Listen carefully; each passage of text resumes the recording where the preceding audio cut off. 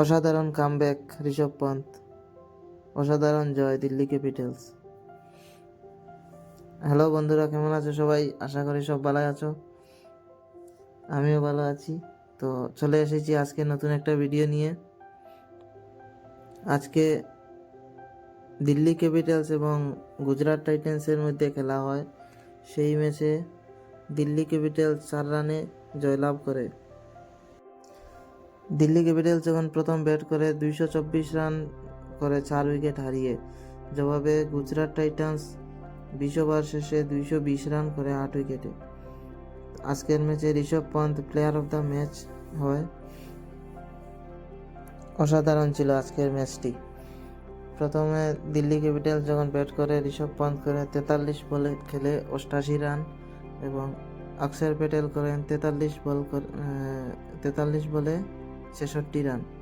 তার সাথে Tristan stuffs করেন 7 বলে 26 রান।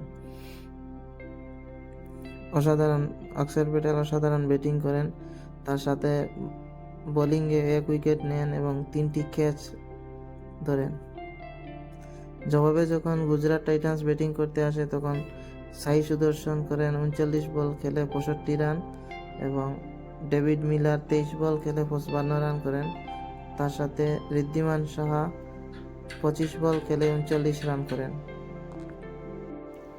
বল হাতে দিল্লি ক্যাপিটালসের হয়ে রশিক ডার 44 রান দিয়ে 3 উইকেট নেন। কুলদীপ যাদব 2 উইকেট নেন 29 রান দিয়ে এবং অক্ষর প্যাটেল 28 রান দিয়ে 1 উইকেট লাভ করেন। অন্যদিকে গুজরাট টাইটান্সের হয়ে সন্দীপ ওয়ারিয়ার 15 রান দিয়ে 3 উইকেট নেন এবং নূর আহমদ 37 রান দিয়ে 1 উইকেট। সবশেষে অসাধারণ ছিল ম্যাচটি।